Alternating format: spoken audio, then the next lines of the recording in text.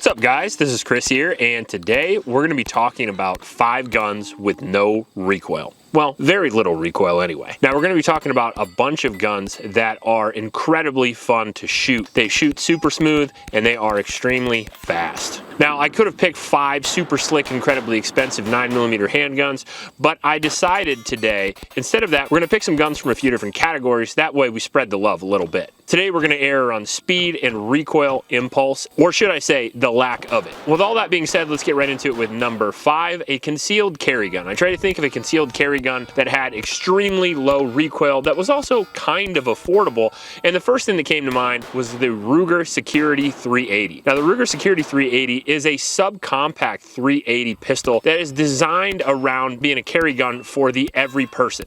If you have arthritis, if you're a smaller statured person and you still want a good capacity, a good shooting handgun, but you don't want to experience any recoil, and you also want to be able to rack the slide super easy, the Ruger Security 380 is right up your alley. It's a polymer frame 380 pistol with a 3-inch barrel, about the same size as a Glock 26. However, it packs a double stack capacity of, I think, 12+1 and 15+1, but I imagine my wife will fact check me. The Security 380 shocked me at how low recoil it actually had, and when we were shooting the gun, I was surprised at how accurate and how easy it was to get rounds on target. It really felt like you were shooting a little sewing machine, and considering the fact that the gun is only around 20 ounces, it is very, very lightweight. You can carry it all day, and again, you still have a decent capacity to get the job done.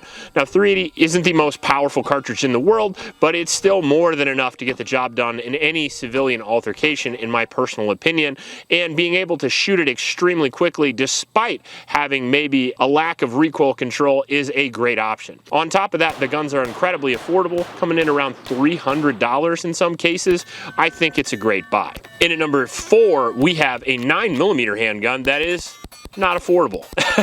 It is the Nighthawk TRS Comp. Now the Nighthawk TRS Comp is a 2011 pistol. It is a double stack 1911 with a steel slide, a steel frame, and an aluminum grip. One of the lightest, if not the lightest, recoiling 9mm pistol I have ever fired, which is obviously why it makes the list. The Nighthawk TRS Comp is a variation of the Sandhawk, which is also incredibly low recoil. It has a single port comp, it has a magazine capacity of 20 and up. It also has an included optics mounting system, slide serrations, a very large dust cover at the bottom, and an incredible 3.5-pound trigger.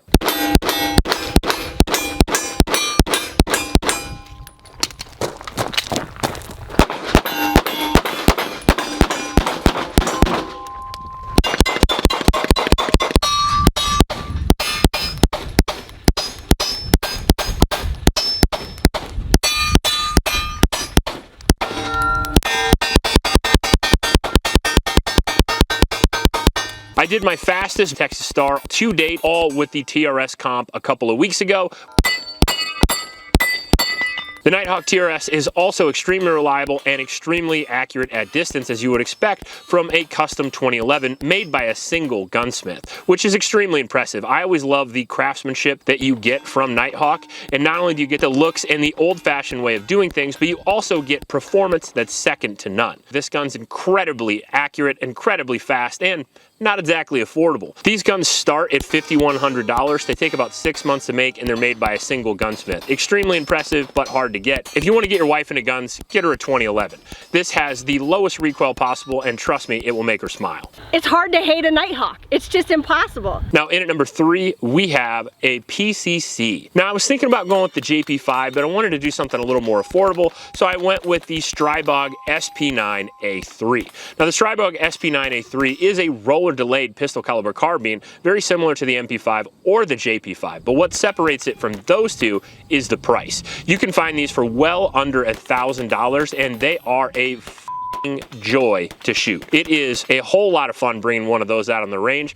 You get to shoot a very affordable ammunition up close at steel, and it doesn't feel like it's beating you up like a 308 like some of the pistol caliber carbines. The roller delayed system really takes a lot of the steam off the powerful 9mm. No, I'm kidding. But 9mm blowback operation generally actually has more recoil than a 5.56, whereas if you get into a roller delayed system like the SP9A3, a very light recoil impulse, very smooth, and very, very easy to shoot, and certainly one of these guns that you are going to absolutely enjoy having in the collection. On top of that, it's actually pretty reliable as well, making a very formidable home defense gun for under $1,000. It looks pretty cool. It sort of looks like a 9mm UMP in my personal opinion. It also has a Picatinny rail in the back so you can put folding braces, so it's very compact. You could use it as a PDW or a bag gun as well, but I would recommend just getting out there and shredding some steel and having a good time. The SP9A3 had a kind of rough track record when it was initially released, but in my personal experience, I've had excellent reliability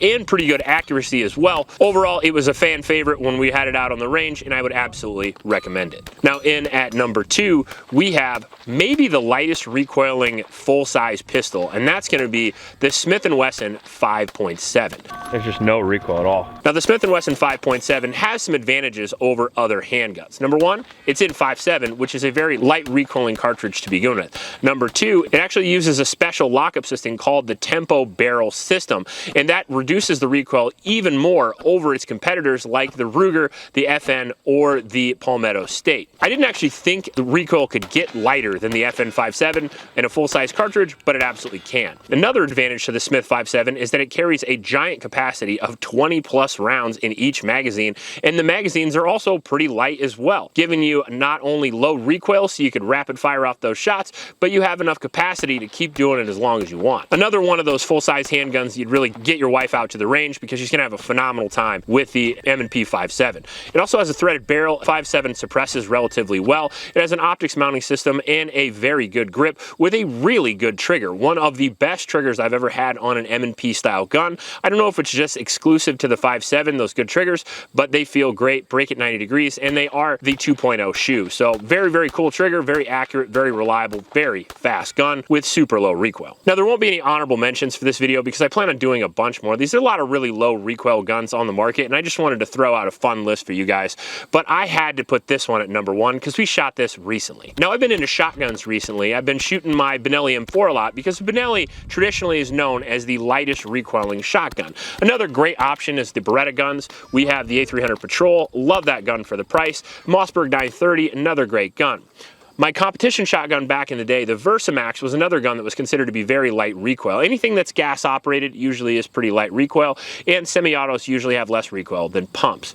But recently, I shot a shotgun that basically put all those guns to shame, and I'm not even playing around. The Genesis 12 3-gun was an absolute dream to shoot. Now, I have some experience with the Genesis 12 platform, and I'm a pretty big fan of it. Basically, an extremely reliable semi-automatic AR-style 12-gauge. AR-style 12-gauge has been around a long time, but Genesis made them reliable. They use a slightly different system and a slightly different barrel lockup to ensure reliability even on some lighter loads, which is pretty impressive. However, even above the standard Genesis, which I have shot in full auto on buckshot, it's pretty crazy, but the TTI 3G Gen 12 is beyond ridiculous. It has a giant muzzle brake on the barrel, which is extremely impressive. It comes with 13 round magazines, and it has a hyperfire trigger, making it almost as easy to shoot as a .308 rifle. The gun comes with an 18.5-inch barrel, a very unique mid-barrel compensator, which I can't again stress enough. It works extremely well.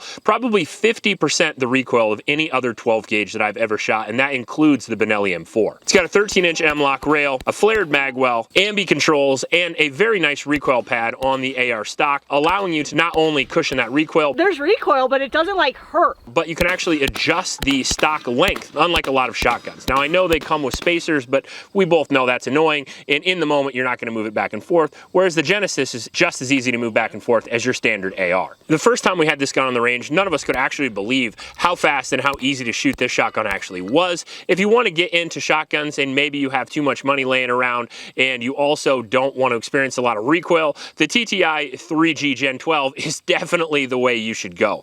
Extremely expensive, as most Terran tactical guns are, running around $4,900, but also extremely accurate, extremely reliable, and extremely fast. It was an easy number 1 for me, considering it's the fastest shotgun I've ever shot. And now I know I said no recoil, but compared to 12 gauge, 50% or less is extremely impressive. What a phenomenal shotgun. If you like this video, please like and subscribe. Please stop by our local home shelters, and remember to recycle. I'll check you later.